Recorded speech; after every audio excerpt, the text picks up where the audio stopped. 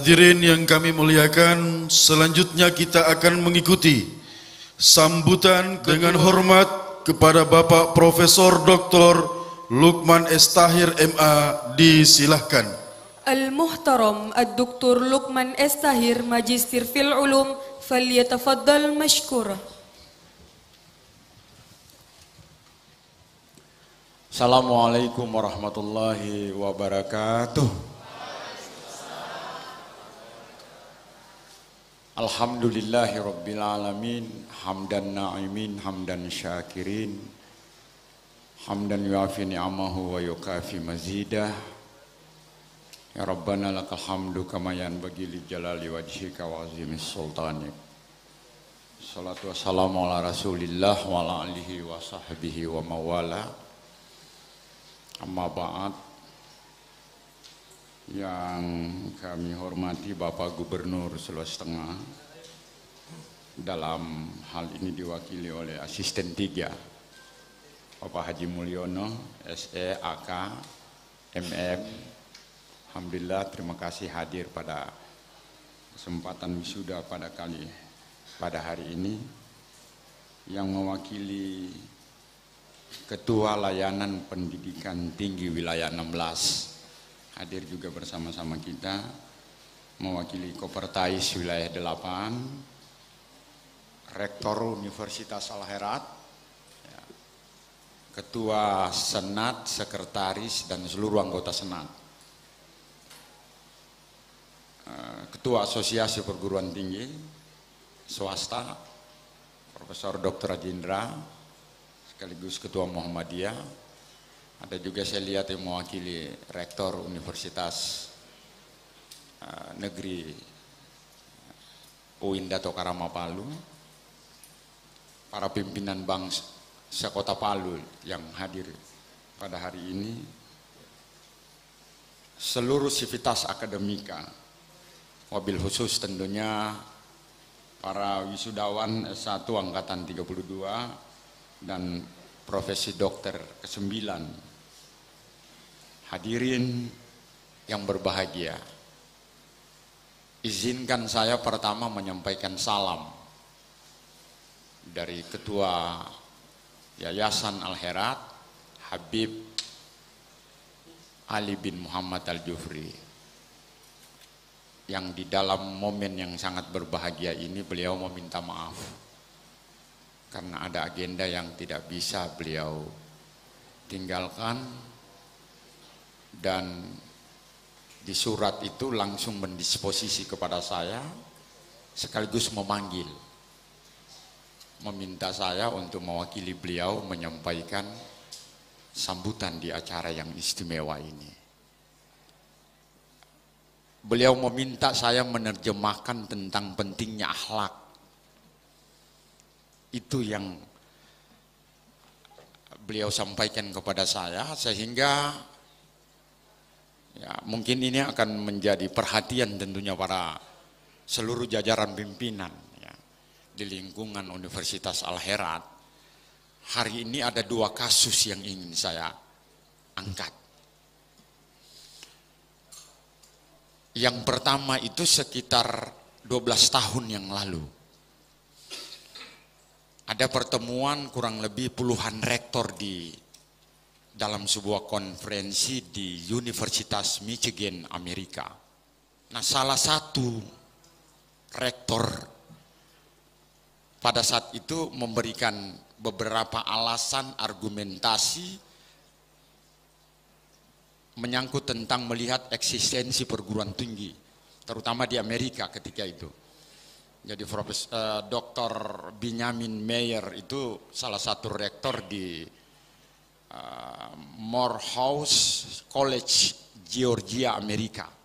Ada yang menarik karena dia menyatakan begini. Jadi kita memiliki sarjana-sarjana yang sangat banyak sepanjang sejarah di Amerika. Kita juga memiliki lulusan-lulusan, hampir semua universitas di Amerika katanya memiliki lulusan-lulusan yang bermutu dan berkualitas.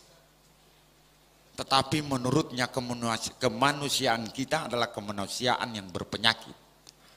Saya ulangi lagi, bahwa produk perguruan tinggi itu melahirkan kemanusiaan yang berpenyakit. Itu semua orang terkejut, para rektor terkejut ketika itu. Ada apa? Ya. Lalu kemudian dia menyatakan, dan sekaligus menyadarkan para rektor yang hadir ketika itu, bahwa ternyata mereka sadar bahwa perguruan telah menciptakan sarjana-sarjana yang tidak utuh. Mereka bernalar tinggi, tetapi berhati kering dan mati. Ini kata Dr. Binyamin. Mereka adalah sarjana yang meraksasa dalam teknik, tetapi merayap dalam etik. Ada begitu banyak yang cum laude katanya, yang lulus dengan nilai yang sangat terbaik, tetapi betapa sulitnya untuk mencari orang yang jujur dan berintegritas. Ini saya coba terjemahkan akhlak ya, yang disampaikan oleh ketua yayasan. Yang sekarang ini memang sesuatu yang menjadi tuntutan. Alhamdulillah tadi saya dengar langsung juga dari rektor bahwa visi dari universitas itu bagaimana membangun yang namanya akhlak. Kenapa ini harus betul-betul kita perhatikan? Kasus yang kedua yang ingin saya ceritakan. Ada seorang mahasiswa di Asia, ini kejadiannya baru sekitar 2 tahun yang lalu. Seorang mahasiswi di Asia yang datang ke Prancis untuk kuliah di sana. Maka dia pun mencari perguruan tinggi yang ternama di Paris. Dan mahasiswi ini karena dia cerdas, dia pintar, dia menguasai komputer yang sangat luar biasa, dia juga menguasai bahasa Prancis dan dia juga menguasai bahasa Inggris, sehingga dia diterima dengan mudah. Nah, di awal perkuliahannya di Paris, dia terkejut karena semua sistem transportasi atau bis, ya, kendaraan umum yang ada itu sudah berbasis digital, berbasis teknologi. Lalu kemudian proses dia ke sana kemari ke kampusnya itu awalnya dia membayar karena tidak ada lagi, karena proses digital itu ada sistem. Jadi orang naik tinggal menggesek, tidak ada lagi ada orang yang menjaga dan sebagainya, dan diberi pilihan kalau memang tidak bisa menggesek ada beberapa koin lah yang bisa dia bayarkan. Nah, sampai suatu ketika karena anak ini pintar, anak ini cerdas, dia mendapat kelemahan dalam sistem itu. Dia mendapat kelemahan sehingga dia ketika dia pergi kuliah tidak pernah lagi membayar. Ya. Dia tidak pernah lagi membayar itu transportasi umum. Singkat ceritanya, mahasiswa ini lulus cum laude. 4 tahun kemudian, mahasiswa ini lulus cum laude di universitasnya. Yang tadinya dia ingin kembali ke Asia, lalu kemudian dia melihat peluang untuk bekerja di Paris itu lebih bagus, maka dia membuat aplikasi, dia membuat lamaran untuk bekerja di berbagai perusahaan yang ada di Paris. Hari pertama kedua dia menerima semua jawaban dari emailnya. Mereka semua merasa senang karena sang anak yang lulus cum laude ini melamar di perusahaan itu. Tetapi seminggu kemudian ternyata semua surat yang dia tujukan lewat email itu menolak untuk menerima mahasiswa itu menjadi pekerja di perusahaan. Awalnya dia belum merasa tidak bermasalah. Dia pun mencoba untuk mengirimkan lagi ke berbagai perusahaan. Tapi pernyataan yang sama juga terjadi. Dia tetap ditolak.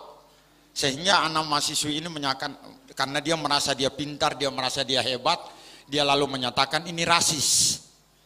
kenapa orang Asia tidak bisa diterima di negeri asing. Nah, pada akhirnya dia pun mencoba mengkomplain di tenaga kerja. Ya, jadi di tenaga kerja di Perancis itu dia mengkomplain atas ketidaknyamanan dia ditolak dalam setiap lamarannya di perusahaan. Nah, ada yang menarik, Bapak Gubernur dan hadirin yang berbahagia, terjadi dialog di situ. Yang mungkin dari dialog ini akan memberi pembelajaran bagi kita, terutama para calon-calon wisudawan pada hari ini yang insya Allah nanti akan menempuh hidup yang akan lebih baik nanti ke depan. Dalam dialog itu dengan salah satu departemen tenaga kerja, dia menyatakan, karena wanita itu menyatakan, ini kenapa kami rasis ini, orang Asia kok tidak bisa diterima. Dia bilang begini, Nona, kami tidak rasis. Kami tertarik Anda melamar di perusahaan di Paris atau di berbagai daerah yang ada di Perancis. Ya. Dan sebenarnya dia bilang, kami justru butuh dengan mereka-mereka termasuk Nona itu yang memiliki kelulusan yang hampir semua perusahaan itu membutuhkan untuk diterima. Lalu Nona itu menyatakan begini, lalu kenapa saya ditolak? Dia bilang begini, jadi ketika Anda mendaftarkan aplikasi Anda, kemudian kami membuka database. Ya. Jadi cloud system kalau dalam literasi digital sekarang ini. Jadi semua proses selama dia berada di Paris itu ada rekam jejaknya. Di database itu kami menemukan, pertama kali Anda datang ke sini, Anda awalnya tidak taat aturan. Jadi Anda tidak membayar lagi di bus umum itu. Dan itu kami pahami tidak ada masalah karena Anda baru datang. Tapi setelah itu Anda 2 kali lagi tertangkap. Lalu Nona itu menyatakan, kan itu persoalan biasa. Dia bilang, apa? Anda anggap itu persoalan biasa. Bagi kami, itu bukan persoalan biasa. Dia bilang, saya cuma 3 kali ditangkap. Dan itu pun saya kemudian membayar juga. Dia bilang, tidak. Anda ditangkap yang ketiga kalinya setelah ratusan kali Anda menipu sistem yang ada. Seperti itu. Jadi sebenarnya ada 2 kesalahan besar kalau kami membaca database yang berdampak pada diri Anda. Yang pertama, Anda tidak taat dengan aturan, secerdas apapun Anda, sepintar apapun Anda tidak mau ikuti aturan. Bahkan karena mungkin Anda cerdas, Anda cari argumentasi, Anda cari alasan-alasan sehingga bisa mendobrak aturan itu. Ini yang bermasalah. Dan yang kedua, Anda tidak jujur. Itu yang kenapa seluruh perusahaan itu menolak untuk Anda. Kejujuran adalah akhlak. Di era yang disebut sekarang ini, society 5.0, yang dibutuhkan adalah karakter. Yang dibutuhkan adalah kejujuran, bukan yang namanya kompetensi keilmuan kita. Anda yang cum laude itu hanya akan menjadi angan-angan di kelas, bahwa Anda pernah juara, Anda pernah berhasil dan sebagainya. Dalam komunitas kehidupan masyarakat yang dibutuhkan, bagaimana kecerdasan Anda membuat kata-kata Anda, ungkapan-ungkapan Anda, bahasa-bahasa Anda tidak menyakiti perasaan orang lain, tetapi mengobati. Inilah yang kira-kira tantangan tentunya. Ya, atas nama Yayasan Sisal Jufri, Ketua Umum memberi pesan kepada saya agar diingatkan kembali kepada rektor dan seluruh sivitas akademika untuk lebih menekankan pada aspek karakter ini, sehingga betul-betul akan melahirkan sarjana yang tidak hanya meraksasa dalam teknik, tetapi juga mereka bisa meraksasa dalam etik atau akhlak. Kalau ini mampu dilakukan, insya Allah Universitas Al-Hira ke depan itu akan menjadi salah satu universitas yang bisa memberikan kontribusi di dalam menanamkan akhlakul karimah ini sebagai fondasi dari kesarjanaan mereka. Terima kasih kepada Bapak Rektor dengan seluruh sivitas akademika, para undangan semua yang hadir pada kesempatan yang berbahagia ini. Semoga anak-anak kita yang hari ini diwisuda insyaallah dengan berkah Habib Idrus bin Salim Al-Jufri, mereka akan dimudahkan untuk mendapatkan pekerjaan dan mendapatkan bimbingan dari Allah Subhanahu wa taala. Terima kasih atas perhatiannya. Allahul musta'an. Wassalamualaikum warahmatullahi wabarakatuh.